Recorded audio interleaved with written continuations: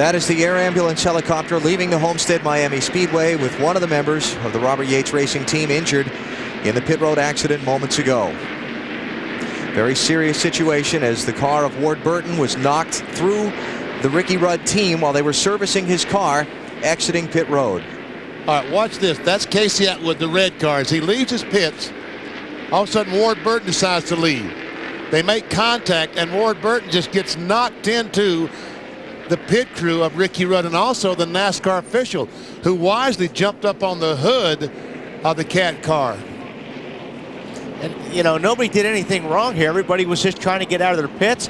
It got 3 and 4 wide. And this isn't one of our tightest pit lanes. There's actually a lot of room here in this pit lane. But when you got 3 or 4 guys going for the same spot, this can happen.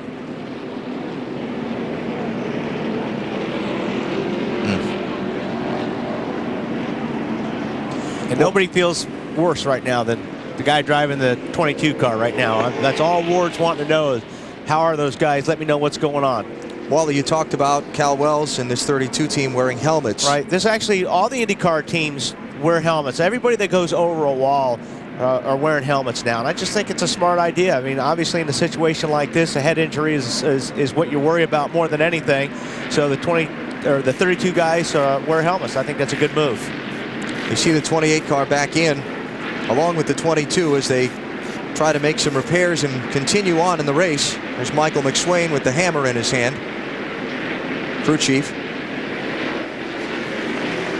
And they'll send the driver back out and continue. It's a tough decision. Do you keep going? Do you stop? And Ward Burton's car, that's Tommy Baldwin with the big hammer, the crew chief there, trying to make repairs on his machine. We are 1 lap from a restart as you see the field coming down the front stretch, getting that signal. Mark Martin, Kevin Harvick, Jeff Burton, Jimmy Spencer, and Rusty Wallace are the top 5, all just getting 2 tires on their pit stop, as well as the Todd Bodine car in 8th place. He just got 2 tires on his.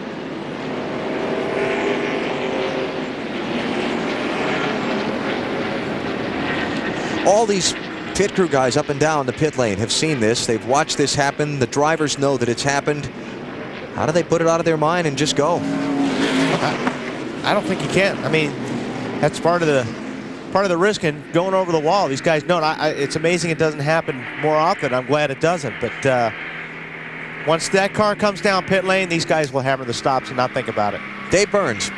Well, and I just spoke with a NASCAR representative who, for the moment, has told us that Bobby Burrell, the front tire changer for the 28 car of Ricky Rudd, does have, he is unconscious and has head injuries. He is the one that they transported in the helicopter to the Rider Trauma Center in Miami. So he's on his way. John Bryan is still inside with some sort of injury. They're looking at him there. He is the jackman for the 28 car. And there may have been at least 3 other people, including the official, who we don't have any information on at the moment. We'll stand by and get it to you as soon as we can.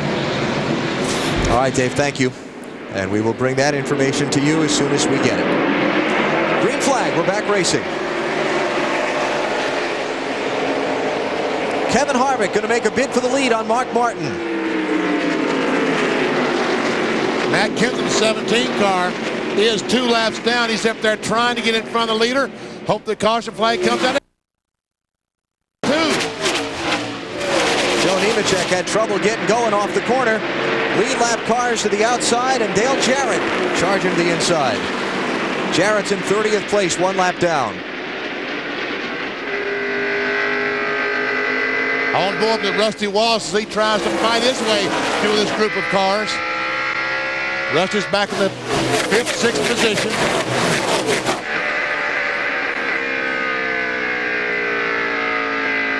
Tony Stewart has just passed Bill Elliott behind Rusty Wallace. He's the next car on Rusty's bumper. There he is, and that orange car is Stewart. Elliott, the pole sitter, in the red number 9.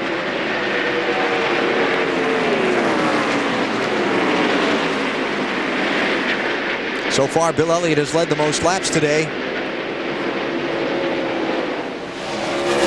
And Stewart's got such a good car right now. When the way he's going to pass these guys, or probably going to try to pass these guys, is just try to get them aero loose. He's going to try to put his bumper right on the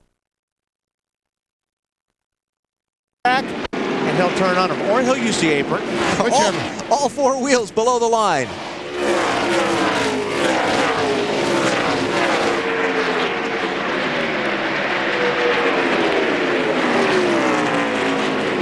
Wallace, Stewart, Elliott racing for 5th, 6th, and 7th.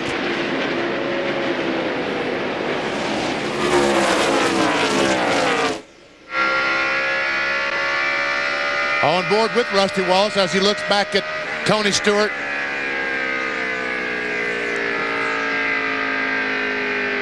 Oh, and there he goes.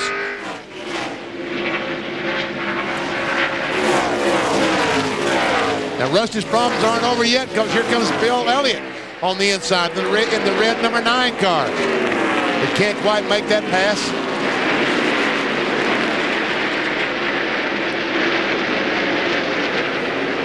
Elliott led the opening 52 laps of the race. Got back out in front at laps 58 and 59, but he's not led since. Jeff Gordon running 10th.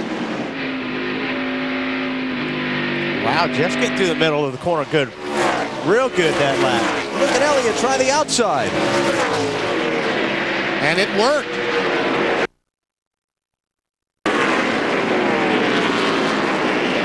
I remember Rusty Wallace just got 2 tires on his pit stop, and Elliott got 4. That's one reason it worked so well, yes. And here comes Gordon on Sterling Marlin. This should be for 9th place.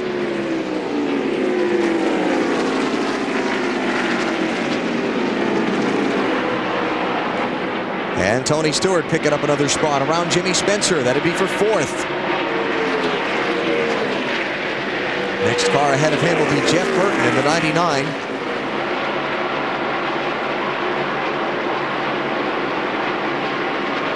There are Mark Martin, Jeff Burton, and Stewart. That's 2nd, 3rd, and 4th. Kevin Harvick, the 29 car, still continues to lead. Harvick is almost 3 seconds in front of Mark Martin.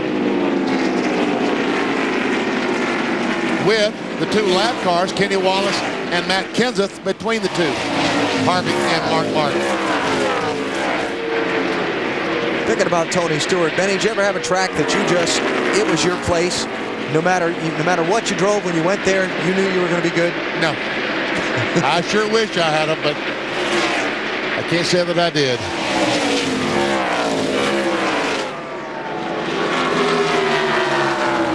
Notice I didn't ask Wally. Go-kart track at Talladega is always a strong racetrack for me. Yeah. Stewart closing in. Little by little. Remember, Martin and Burton only got 2 tires on their stops. I see Mark Martin using a lot of that apron down in 1 and 2.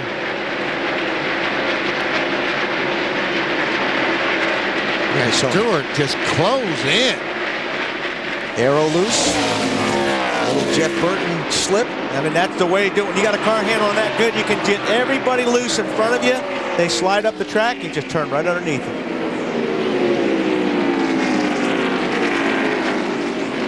Wally, why don't you explain to these folks what you're talking about by arrow loose? I'll try my best. If you're the guy in the back, you got a good car, you pull up right on the bumper of the guy in front. And what you do is you're also taking the air off his rear spoiler, which is not giving any downforce, as well as pushing air up underneath the bumper, which lifts the rear of the car off the ground. So by doing all that, what happens is it takes traction away from the rear tires, and that's what makes the car loose. Zip right on by it. That's what Tony can do right now. Well, Mark Martin would be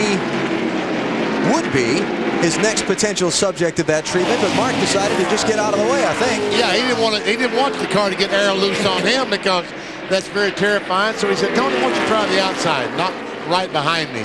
Sometimes if you get too aero loose, you end up aero crashing. Oh, look at that. There's a little bit what we're talking about right there, VP. Teammates, too.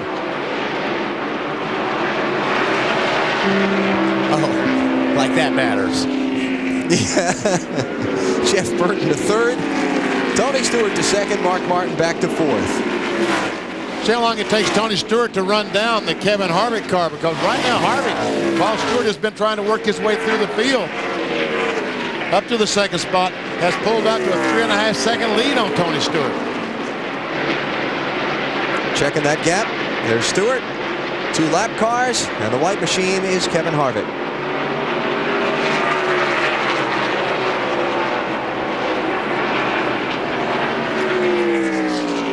Well, that time Tony Stewart gained about 0.3 of a second on Harvick.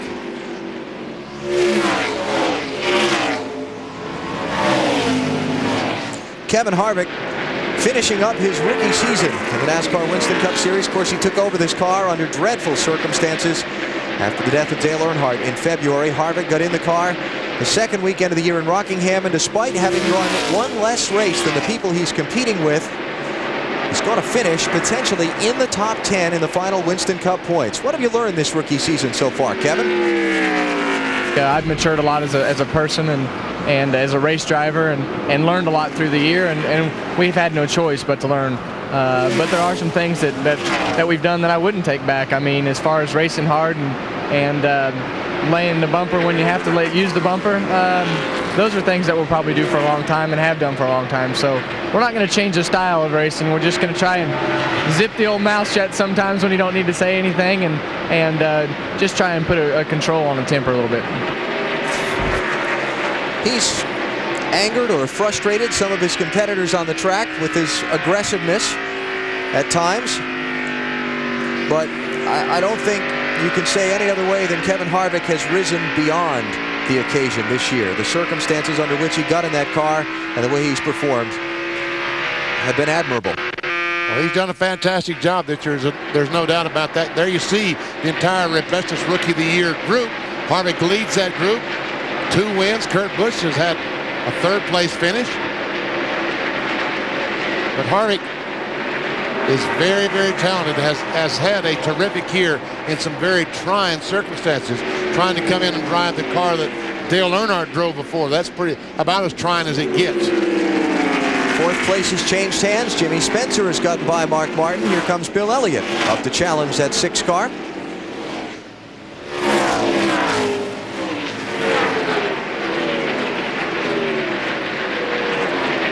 Elliott still in search of a victory to end a very long dry spell. September 1994. The last time Bill Elliott took the checkered flag first in a NASCAR Winston Cup race. It's not that he's not been competitive. Seems the days he's been competitive, he doesn't get to the finish. And the days he gets to the finish, he's not finishing up the front close enough to contend for the win. Jeff, I don't know what they've been working on this car, because this car still looks awfully good. Jeff Gordon's car looks really good through the center.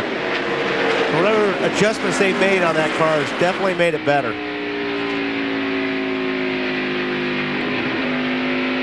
.370 or more clinches the title today for Jeff Gordon. Ricky Rudd is in 18th place right now,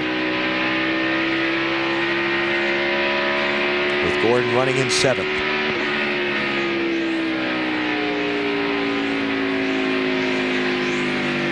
Catching him. Tell you who else is catching this. Tony Stewart is catching Kevin Harvick. That was 3.5 seconds, and now the difference between 1st and 2nd's down to 1.25 seconds.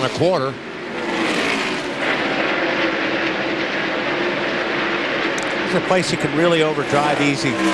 You see that car in front of you, and you want to drive that car in a little bit deeper, and as soon as you drive the car in too deep, the car slides up the racetrack. So really have to be disciplined getting into the corners here. Jeff Gordon has run okay here, but by his standards not great. His 2 Homestead finishes, 10th in 1999, 7th last year. He's hoping for victory today here in the Pennzoil Freedom 400. We're just past the halfway point of the race, just across 200 miles. Kevin Harvick is the leader. Tony Stewart is trying to reel him in. You're watching NASCAR on NBC.